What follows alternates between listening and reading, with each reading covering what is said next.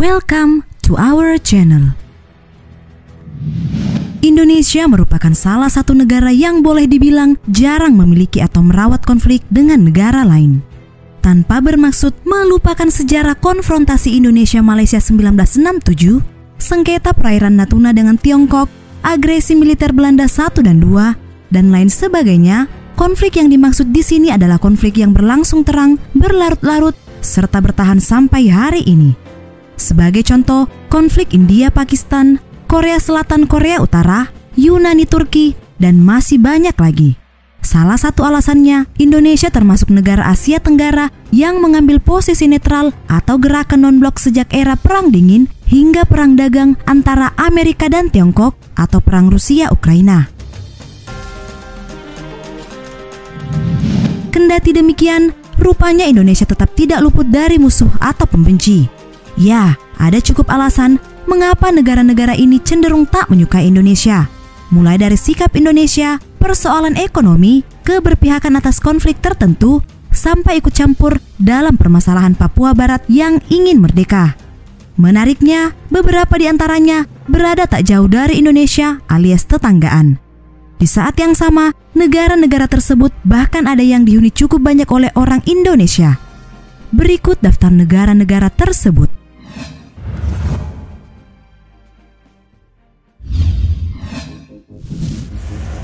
Vanuatu.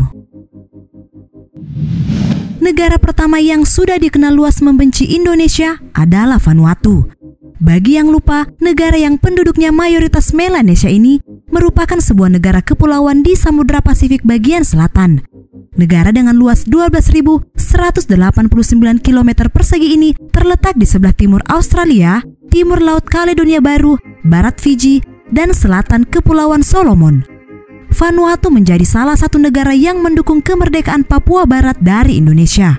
Selain didasarkan atas kesamaan budaya yang mereka miliki dengan masyarakat Papua Barat, alasan lain keberpihakan itu lantaran Vanuatu menilai Indonesia telah memperlakukan Papua Barat secara tak adil disertai pelanggaran HAM yang berat.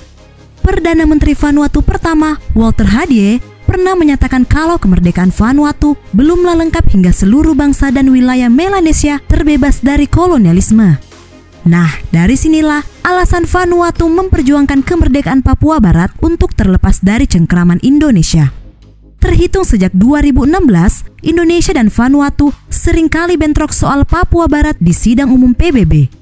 Meski isu Papua Barat selalu dibawa oleh perwakilan Vanuatu di PBB, Indonesia berhasil meredamnya. Salah satu diplomat yang mungkin paling diingat yakni Silvani Pasaribu yang mengatakan Vanuatu memiliki obsesi berlebihan dan tidak sehat terhadap Indonesia.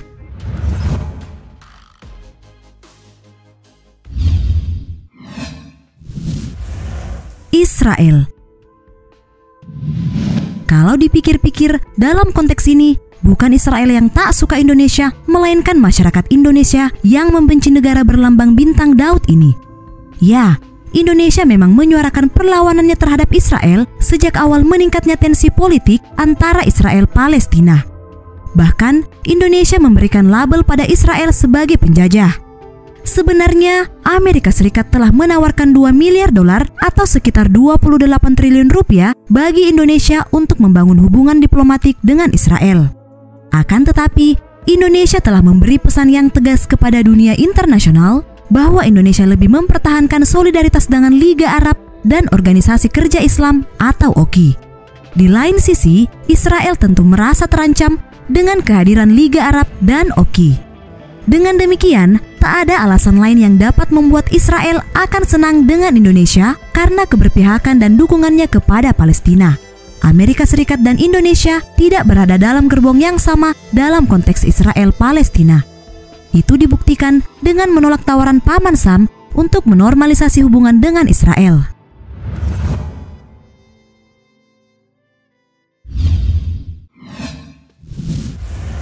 Australia. Hubungan antara Indonesia-Australia secara umum sebenarnya tampak baik. Namun, pasang surut dengan tensi tinggi telah terjadi dalam beberapa periode tegang sejak tahun 1949, terutama konfrontasi Indonesia-Malaysia di mana Australia memihak Malaysia. Selain itu, ada krisis Timur Timur pada 1999 yang mana Australia memainkan peran penting, isu Papua Barat, pencari suaka, dan terungkapnya penyadapan Australia terhadap sejumlah pejabat Indonesia pada tahun 2013. Nah, dari sini kita bisa menebak bagaimana keduanya saling memandang. Baik Australia maupun Indonesia, keduanya menemukan kesulitan tersendiri untuk membangun persamaan. Ini bisa dilihat terutama dari agenda politik dalam beberapa tahun terakhir. Indonesia telah menjadi promotor penggunaan kebijakan hukuman mati kepada banyak pengedar dari Australia yang dianggap merendahkan HAM dan hukum internasional. Tentu, kasus yang paling besar adalah Bali 9 yang memicu protes serta kutukan dari pemerintah Australia dan negara-negara Eropa seperti Prancis. Australia juga secara terang menunjukkan keberpihakannya pada Amerika Serikat dan sekutu Eropa.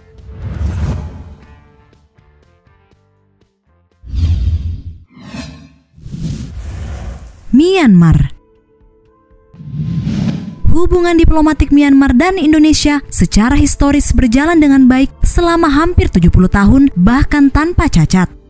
Akan tetapi, ketika krisis Rohingya menyeruak di Rakhine, Indonesia tak tinggal diam. Ya, Indonesia menjadi salah satu negara yang serius mengangkat isu tersebut di forum-forum PBB.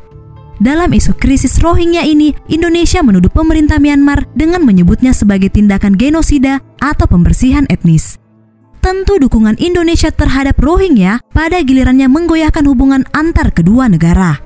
Pemerintah Myanmar melihat pemerintah Indonesia terlalu ikut campur dengan urusan dalam negerinya.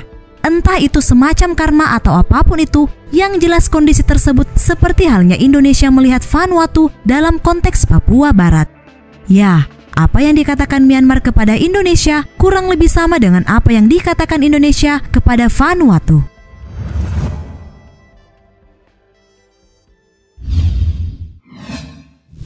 Tuvalu, Kepulauan Solomon, dan lain-lain. Negara selanjutnya yang menaruh tatapan kurang suka terhadap Indonesia adalah Tuvalu. Negara yang dulunya dikenal sebagai Kepulauan Ellis ini merupakan negara kepulauan di antara Hawaii dan Australia di Samudra Pasifik. Sama dengan Vanuatu, ketidaksukaan Tuvalu terhadap Indonesia ini terlihat ketika negara seluas 26 km persegi ini beberapa kali ikut menyuarakan serta mendukung kemerdekaan Papua Barat pada sidang umum PBB. Selain itu, ada pula negara bernama Kepulauan Solomon.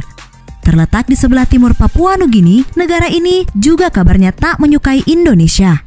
Negara kepulauan yang terdiri dari 6 pulau besar dan 900-an pulau-pulau kecil ini mendesak PBB melakukan penyelidikan soal pelanggaran HAM di Papua Barat. Negara selanjutnya yakni Nauru, negara yang lebih kecil dari Tuvalu. Luasnya hanya 21 km persegi dan terletak di Kepulauan Pasifik. Sebenarnya, Nauru terkenal dengan tambang fosfat yang kaya, namun jatuh miskin sejak tahun 2001. Meski kecil, negara ini kabarnya tak suka dengan Indonesia dan ikut bersama-sama negara Pasifik lainnya mendukung kemerdekaan Papua Barat. Nauru menjadi salah satu negara yang ikut memberikan suara bagi kemerdekaan Papua Barat pada tahun 2015. Lalu ada negara Palau, negara tetangga jauh yang boleh dibilang masuk kategori tidak menyukai Indonesia. Pada tahun 2016, Palau ikut bergabung dengan beberapa negara di wilayah Oseania untuk menyerang Indonesia. Bersama negara Pasifik lainnya, yakni Tonga, Palau secara terang-terangan mendukung kemerdekaan Papua Barat. Nah, negara terakhir yang kabarnya tak suka dengan Indonesia adalah Saint Vincent dan Grenadines, salah satu negara kecil yang berada jauh dari Indonesia, tepatnya di Kepulauan Karibia, Amerika Tengah. Praktis, negara ini menjadi satu-satunya negara dari benua Amerika yang tidak menyukai Indonesia. Mereka juga ikut bersuara dalam sidang umum PBB ke-71 di tahun 2016, terutama isu mengenai kekerasan HAM di Papua Barat.